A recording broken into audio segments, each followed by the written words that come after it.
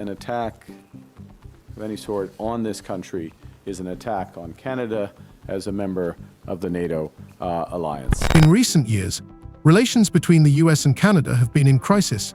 However, if you think this is just a dispute over tariffs, you are greatly mistaken. The stakes in this confrontation are much higher than they might seem at first glance. At stake is not only economic supremacy, but also control over vital resources that could radically change the balance of power on the continent. The story we are about to tell you begins with a small port in Canada, but this is only the beginning of a much larger struggle. And to these ends, the United States has announced a series of trade actions. Those began near the start of this year with the so-called IEEPA tariffs against Canada and Mexico based on U.S. concerns about the border and fentanyl trafficking. The port of Churchill, once considered a frozen corner of northern Manitoba, is now taking on a strategic importance that cannot be overstated. It has become a symbol not only of new trade routes, but also of Canada's new role on the world stage. While American ports are experiencing a decline, Canadian harbors are beginning to attract the attention of global investors, becoming an alternative for many countries seeking stability amid global instability. But this is not just an economic issue. Faced with serious problems due to internal disasters such as severe droughts, the US has turned its attention to Canada and its water resources. Countries that America could previously rely on are beginning to strengthen ties with Canada. Why? Because water, oddly enough, is becoming the new oil. Without it, farmers, factories, and even cities cannot survive. Canada's rivers and lakes are not just an important resource, they are a weapon that can change the course of the global economy. As a result of these developments, the breadth and the depth of the changes in U.S. trade policy have become more fully apparent. It is for this reason that tensions between the two countries have escalated to the breaking point. The US is demanding access to Canadian water resources, hoping that its influence over its neighbors will remain as powerful as before. But Canada has taken a stand. Water is not just a commodity to be traded, it is a strategic resource that determines the future not only for Canada but for the entire global economy. What began as a dispute over tariffs is now escalating into a struggle for sovereignty, for the right to independence, and for resources that will determine the future of the continent. The US, having lost its authority, is facing the consequences of its own decisions. When the port docks, once considered a symbol of economic power, begin to empty, and countries that once depended on America begin to sign contracts with Canada, it becomes clear that global power is shifting. But what will happen next? How far is America willing to go to regain its lost position? And can Canada maintain its independence in the face of global pressure? The answers to these questions will change not only the economic landscape but also the global balance of power. And we are now on the verge of the most important turning point in modern history. Watch this video to understand how a small port in Canada could be the key to a global revolution in world trade and geopolitics. Specifically, under the new U.S. approach, countries must now buy access to the world's largest economy through a combination of tariffs, investments, unilateral trade liberalization, and policy changes in their home markets. The trade conflict between the US and Canada has become one of the most striking examples of how quickly trade tensions can escalate into a full-blown political and economic crisis. Starting with tariff issues, it soon touched on much more important and strategic topics that could radically change the balance of power, not only on the continent but also in the global economy. And this crisis is unfolding right on the border between two countries that have enjoyed close cooperation for many years. But recently, relations between the two neighbors have changed, and while many might assume that Canada is destined to be a small player on the global stage, the reality is quite different. At the center of this tension is the port of Churchill in Manitoba. Once a remote and difficult-to-access port, it has been largely forgotten. But now it is becoming a symbol of Canada's new power. Churchill is located in the northern part of the country, on the coast of Hudson Bay. Its location in a strategically important part of the world gives Canada unique advantages, especially given the shift in global trade routes and the growing importance of the Arctic as a new economic route. A recent initiative by the governments of Manitoba and Saskatchewan involved signing a memorandum to develop and expand the port of Churchill, turning it into an important hub for international trade. Although Churchill remains largely unnoticed in the global economy, this step has catalyzed much more serious processes. The port of Churchill could become a vital link between America and the rest of the world, and its strategic location allows it to offer shorter and faster routes to Europe and Asia. Cargo that previously went through US ports can now be redirected to Canada, and it is here, in Churchill, that a unique opportunity for Canada to change its status on the world stage can be seen. Already, this port can become a gateway to the Arctic, providing new, safer, and faster routes for cargo shipments than ever before. As in previous trade disputes, Canada has implemented a series of retaliatory tariffs. Their objectives have been to protect Canadian workers and businesses and to incentivize a negotiated settlement with the United States. Few other countries followed suit. However, for the US, this situation is becoming more acute, not only in terms of economic losses. Technological advances and climate change are altering the landscape of international trade, and with each passing year, Canada is strengthening its position in the global trade arena. Problems with American ports, such as congestion, labor strikes, and infrastructure issues, are compounded by rising tariffs and political instability. While American ports such as Los Angeles and New York are beginning to experience a sharp decline in container orders and a drop in cargo traffic, Canada stands out for its stability and predictability. As a result, exporters around the world are increasingly turning to Canadian ports, viewing them as more reliable and secure options for shipping their goods. Meanwhile, on another front, the US is facing a crisis related to water shortages in the west and south of the country. Large-scale droughts, which have only intensified in recent years, are threatening agriculture, energy, and industry. Water is becoming one of the scarcest resources necessary for the normal functioning of all industries, from agriculture to high technology. And this is where Canada is gaining strategic strength that could be a decisive factor in the struggle for leadership on the continent. The US is beginning to look to Canada as a source of a vital resource, water. Canada has traditionally been known for its vast water resources, but now water has become not just a valuable resource, but the key to the survival of entire sectors of the economy. Water from the rivers and lakes that flow through Canada has become essential to the functioning of the US economy, especially in agriculture and industry, which are suffering from water shortages in states where drought has reached catastrophic proportions. Some experts argue that in a few years, American farmers and manufacturing companies could face unpredictable consequences if Canada refuses to supply water. In this context, Canada becomes not just a neighbor, but a powerful strategic player on the world stage. The United States has also imposed substantial trade actions on the Canadian lumber industry. Now, in recent weeks, the United States has agreed a series of trade deals with a variety of countries. And these deals have several aspects in common. First, baseline tariffs that cover a broad range of goods and services that are substantially higher than those U.S. tariffs that existed before. This leads to an unexpected turn of events. Washington tries to put pressure on Canada by demanding access to water resources, but the Canadian authorities decide not to give in. Canada clearly states that water is not just a commodity that can be bought or sold. It is a strategic resource that determines the future of the nation. In response to US demands, the Canadian Prime Minister declares that the country will not make concessions and that its sovereignty is not up for discussion. This gesture has become a symbol of Canada's willingness to defend its interests despite pressure from its powerful neighbor.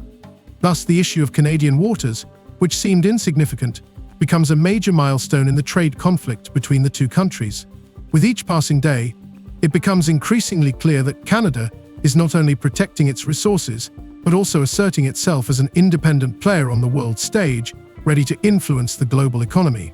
The US, in turn, finds itself in a difficult position, with the country's economy facing serious problems, such as declining trade volumes and deteriorating business conditions. The US is on the verge of losing strategic control over vital resources, such as water and trade routes. The emergence of new economic centers, such as Canadian ports, indicates that the global economy may change significantly, and many countries have already begun to look for more stable partners. All these events indicate that tensions between the two countries may soon escalate into something much more than just an economic dispute. Economics, politics, and geopolitics are intertwined in a complex web, and the future of the continent depends on who is prepared to defend their interests and how far they are willing to go.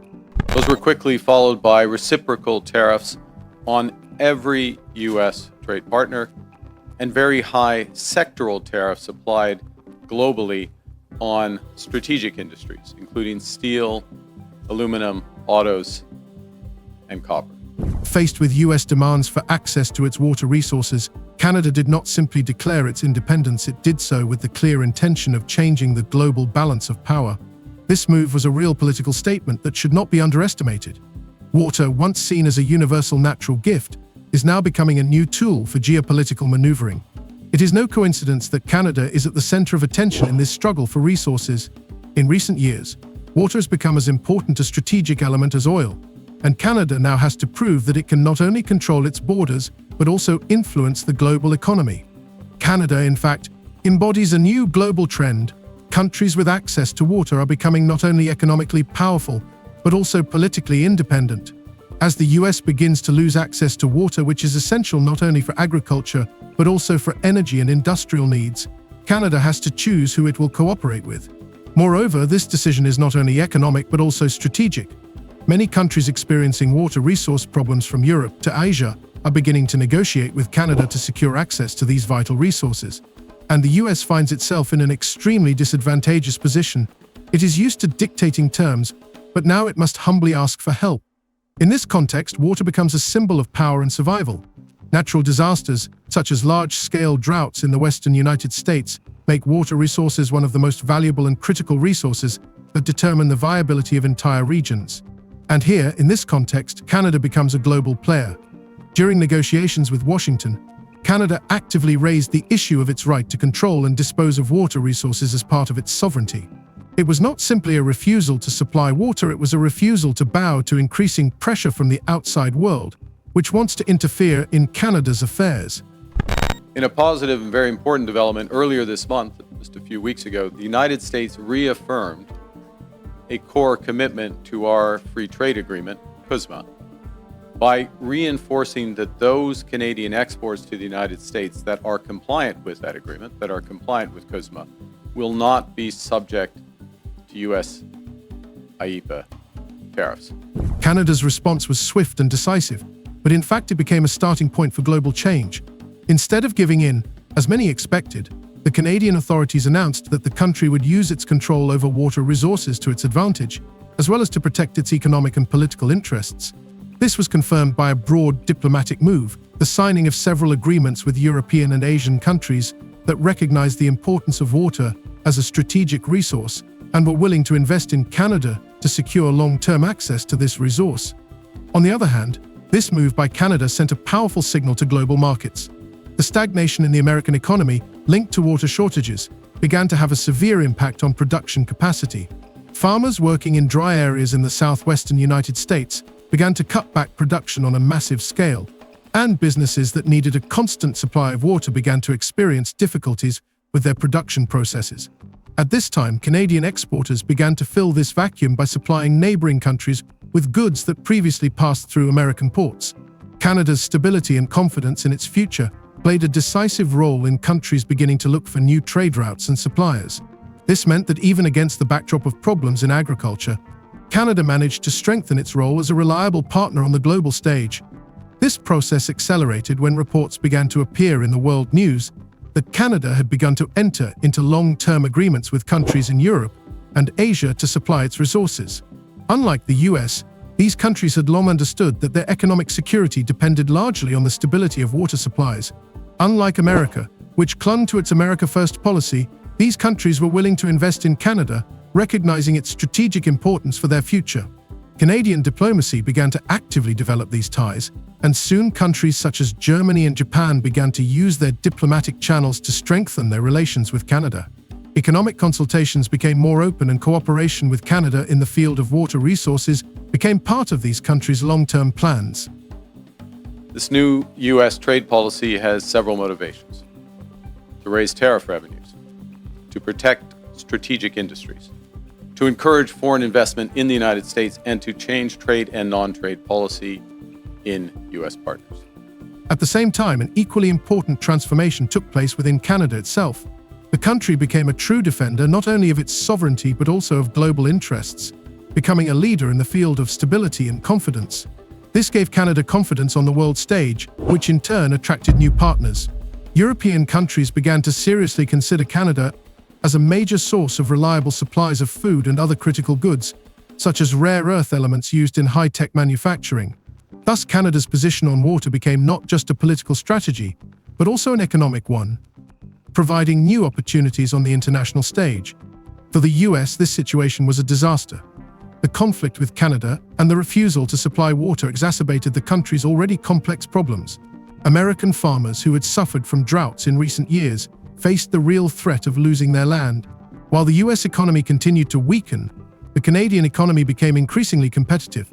Canada, which refused to bow to pressure from the US, gained enormous international credibility, which led to an increase in foreign investment and a strengthening of its trading position.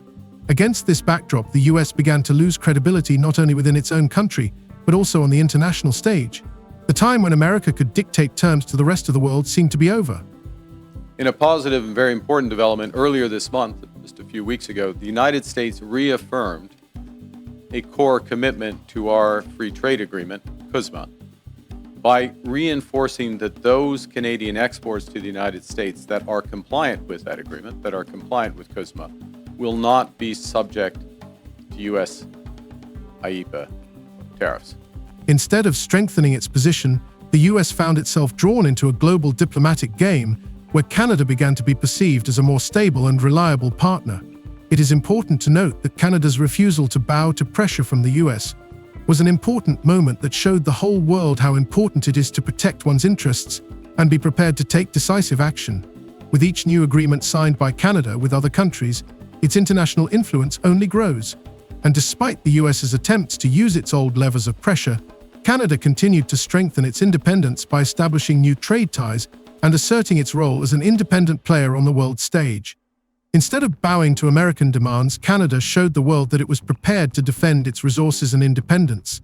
This moment became symbolic of a new global order, where resources such as water play a key role in who dictates the rules of the game. Canada's position of staunchly defending its independence continued to gain strength, and the international community soon began to realize that the events unfolding could significantly alter the global balance of power. Relations between Canada and the US have never been easy, but in recent years, increasing attention has been paid not only to economic aspects but also to issues of sovereignty, especially in the context of water resources and port infrastructure. Canada's response to US demands was an important milestone, not only in the history of bilateral relations, but also in the transformation of global geopolitics. In fact, the average U.S. tariff rate on the world has jumped from just over 2% at the end of last year to almost 16%, 8 times higher.